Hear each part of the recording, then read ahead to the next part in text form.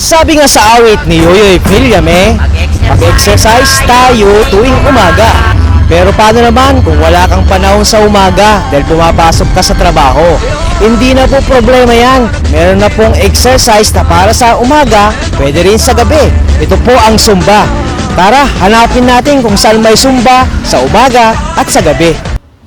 Noong July 2013, naglunsad ang Department of Health ng isang kampanya para labanan ang 4 na mga kadahilanan ng pagkakasakit ng mga Filipino. Ang paninigarilyo, di masustansyang pagkain, kawalan ng ehersisyo at labis na pag-inom ng alak.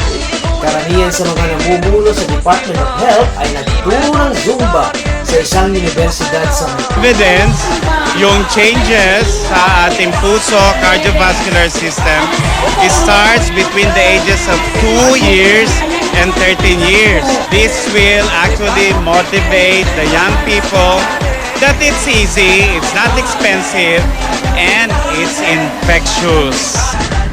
Ang Zumba ay isang dance fitness program na nilikha ni Alberto Perez noong kalagitnaan ng taong 1990 sa bansang Colombia. Si Perez ay isang dance choreographer. Ang Zumba ay pinaghalong sayaw, aerobics, martial arts, hip-hop, suka, samba, salsa, mambo. Ito ay nakakaaliw at masaya. Pero paalala lamang, ito ay para sa mga taong may sapat o higit pang enerhiya.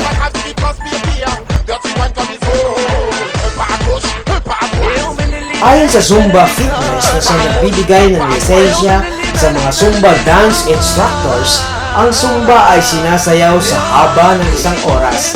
Ang ehersisyong ito ay binubuo ng mga pinaghalong musikang may ritmong mabilis at mabagal at resistance training.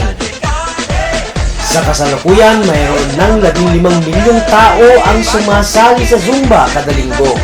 Sa 140,000 na lokasyon sa mahigit 185 na mga bansa, kasali na ang Pilipinas. Bakit nga ba marami ang sumasali sa Zumba exercise? Ano nga ba ang pakinabang sa pagsali nito? Tara, hanapin natin at tanungin natin yung mga participants, gayon din ang mga instructors, kung bakit maraming sumasali at ano ang pakinabang sa pagsali dito. Siguro po may mga 1 month na po. Malaki po kasi nakakabata, malakas. Yung kahit maghabang ko nagkikilos, hindi mo nararamdaman yung pagod kasi yung energy mo nandun pa rin. Tagal na po kayong sumasali sa ganito? Oo. Mga 9 years na. Ilang taon na po kayo? 59. So gaano lang, ano po naging resulta ng pagsali niyo dito? Ayos naman. Kasi lalo ako, may sakit ako sa puso, enlargement ako. Makakatulong. Sumasali sa Zumba? Opo, Ilang taon na po? 7 years, Ilang taon na rin po kayo? 39 po. Ano po yung naging pakinabang kayo sa pagsali rito? Good health and tanggal stress. 7. 3 years ko na. 3 years na po. Ano po naging pakinabang sa inyo pagsali? Ay ito, lumiit ang tiyan ko nung sumuna ko sumali. Ang laki ng tiyan ko. Ngayon, nandito, sexy na ako. 10 years na ako nag-e-ero. Galing pa ako kung saan-saan, minsan sa brick road, sa nag-gym ako, 64 years. Ano po naging pakinabang na pagsali niyo? Lumakas ako, lumakas ang resistensya ko, beauty pa rin. Darius, ilang taon ka na nagtuturo ng mga ganito exercise? 14 years na po ako nagtuturo. Sino po yung pwedeng sumali sa mga ganitong exercise? Any ages, pwede sa bata, pwede sa mga kabataan, lalaki, babae, pwede na po sa mga senior citizens. Ano pa naman po yung naging pakinabang nila sa pagsali dito? Marami po ang benefits po ng exercise to po is hindi lamang po for health, syempre po para po man yung katawan nila sumexy, at syempre magpapawis. At saka for fun po, nakakawala po ng stress.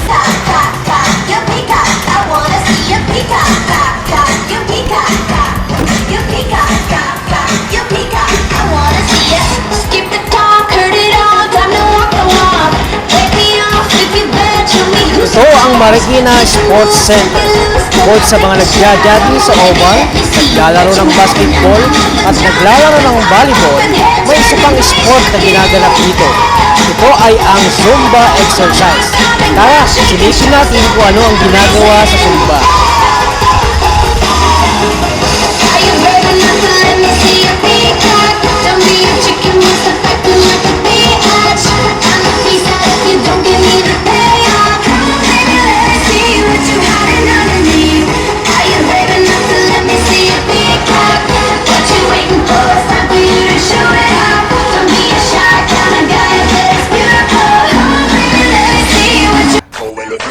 Ang Zumba ay may mga programang sayaw at ginawang ligtas sa anumang edad na nagnanais sumali.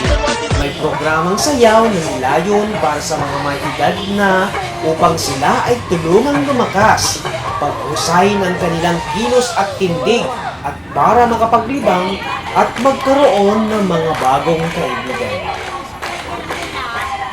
Di man makikita kaagad ang resulta ng pagbaba ng timbang, pagkakaroon ng huwarang pangangatawan, kung regular naman ang pagsali, ang kapakinabangan ay nasa huli. Marami. Kasi natututo ako. Uminda. Gumalaw-galaw ng katawan. At saka lumabot yung katawan ko at gumahan ng pakiramdam ko. Para makapag-exercise, pag-healthy ang aking katawan. Tuloy ako ng iba't iba at maraming mga steps. At tututunan akong sumayaw. Kung nais mo magkaroon ng mabuting kalusugan, bumaba ang timbang, magkaroon ng maraming kaibigan, mag-exercise tuwing umaga, mag-exercise tuwing gabi. Sumali ka na sa Zumba sa umaga, Zumba sa gabi. Ito po si Daniel Arquines, nag-uulat.